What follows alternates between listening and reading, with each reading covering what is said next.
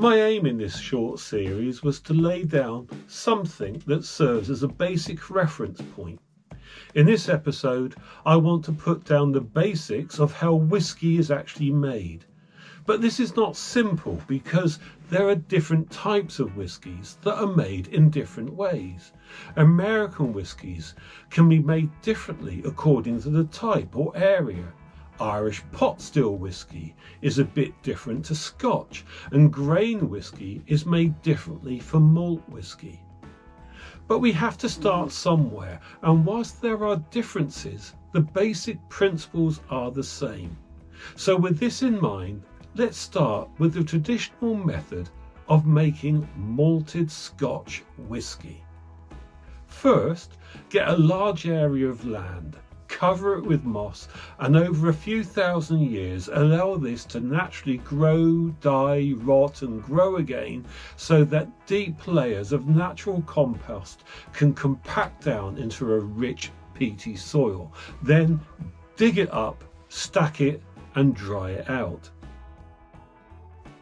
Second, get a few things ready, such as growing oak trees, felling them and making casks. Then fill these casks with wine, sherry, port, rum, American whiskey and other things. Dismantle them, remake them, char them, get them ready for use. And third, acquire a good water source. Train and employ a skilled workforce that can pull on the expertise, experience and knowledge of generations whilst also taking on modern advantages. Cultivate the best strains of yeast and plant and harvest the right types of grain, bearing in mind that the exact strains need to be modified and changed from time to time. Having completed these few simple steps, we are ready to start. Whiskey can be made from a variety of grains, but with Scottish malt, this is barley.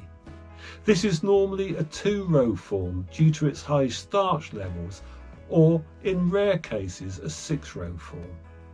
These little power packs of starch and enzymes will be soaked and kept warm so that they begin to sprout.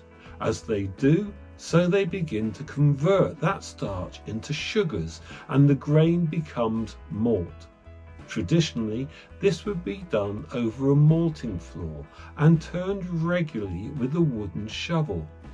This was a time-consuming job that would cause a repetitive strain injury, commonly known as monkey shoulder, from which the whiskey of that name is called. Turning the grain prevents it from overheating or becoming too matted. After a while, this process needs to be stopped and the grain dried. This is done by passing hot air through it. One way of heating the air is by kilning, burning peat in an oven, then passing that air through the vented flooring, aided by the iconic cupola roof made famous by Charles Doig. That encourages the airflow. It is this smoke that gets into the husk of the grain and locks in that wonderful flavour. Use a different heat source and that flavour is not there. Once dried, the grain is milled.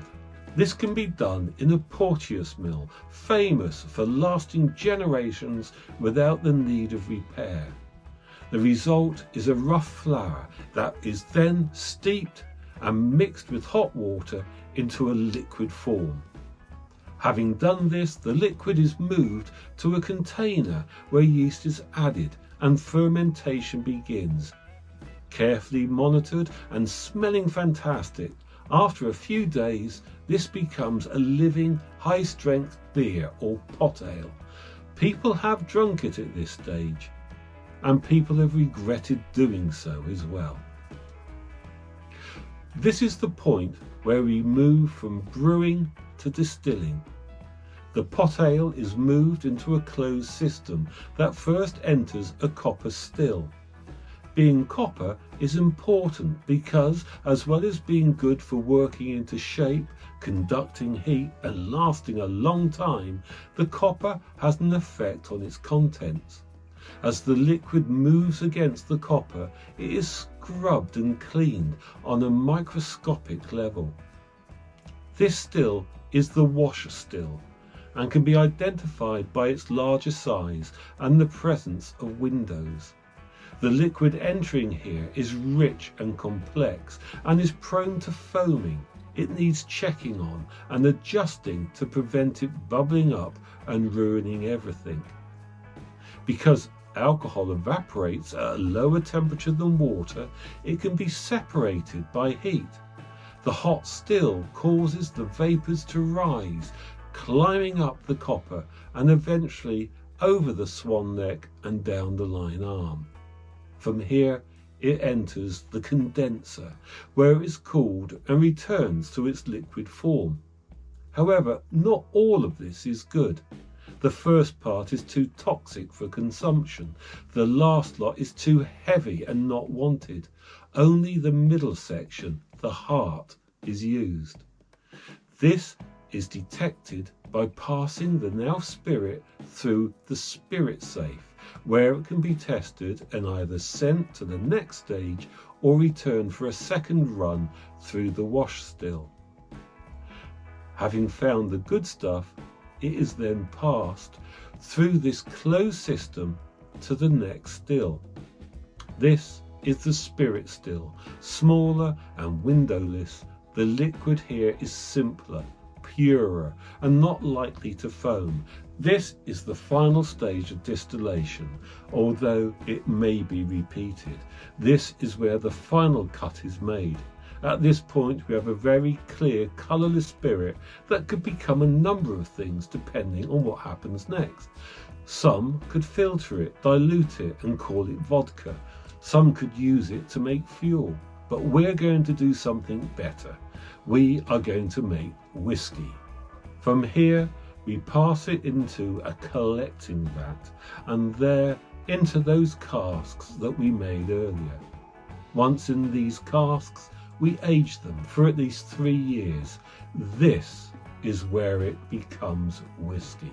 I think of this process as being like creating a work of art. The malting, kilning, brewing and distillation is what people see as the important process, and they are right. But in many ways, it is like taking and preparing a canvas. Anyone who has painted an artwork will know that the surface you use is massively relevant and important. The difference between painting on bare brick, thick paper or primed and stretched canvas is huge. The whiskey making process up to the end of distillation is getting the right canvas perfect for the artwork that you're about to make. What you need now is to paint with the right colours, textures and brushes. All of this comes from time, storage and wood. The influences of the cask cannot be underestimated. How old the wood is, how charred the cask was, what was in it before and how it is stored all makes vast differences. Casks in Scotland are affected by the temperature and humidity that leads to evaporation of spirit. The contents drop in alcoholic strength over time as it takes on those wonderful flavours. In hotter countries, the opposite happens, as more water is lost and the contents increase in their strength. After 3 years of this, it legally becomes whiskey. In a nutshell, it works like this. A single cask whiskey is a whiskey that comes from just one cask. When it is gone, it is gone. A single malt whiskey is whiskey of only malt whiskey and only from one distillery. It can come from many casks, even from different batches and years, but it can only be malt whiskey and it must be from that one distillery. Any age on the label refers to the youngest whisky in that mix. A blended malt is malt whisky from more than one distillery. A single grain whisky is a grain whisky from only one distillery. Grain is made using non-malted grain and with a continuous still, which is very different from the batch stills used for malt. A blended whisky, that is the usual term blended whisky and not one that specifies that it is blended malt, is a blend of malt whiskies and grain whiskies from multiple distilleries, sometimes many different distilleries. Johnnie Walker Red Label is from around 35 distilleries, although others have even more. Some has described this as being like music. A single malt is like a skilled soloist, whereas a good blend is like an orchestra. It is worth saying that what I have described is the traditional way and the principles are the same. Some things have changed, such as the malting process, which may be done using a more machine-based process. I have also mentioned grain whisky.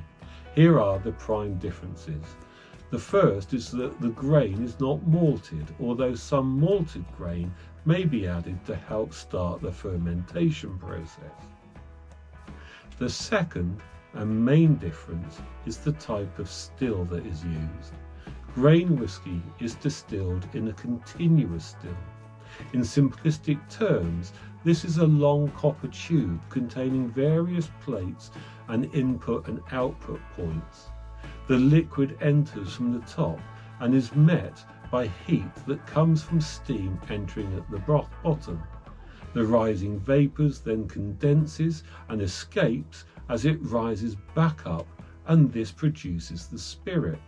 The key factor here is that it is a shorter and more industrial process, making a lighter but cheaper whisky that can be done on a much more economic scale.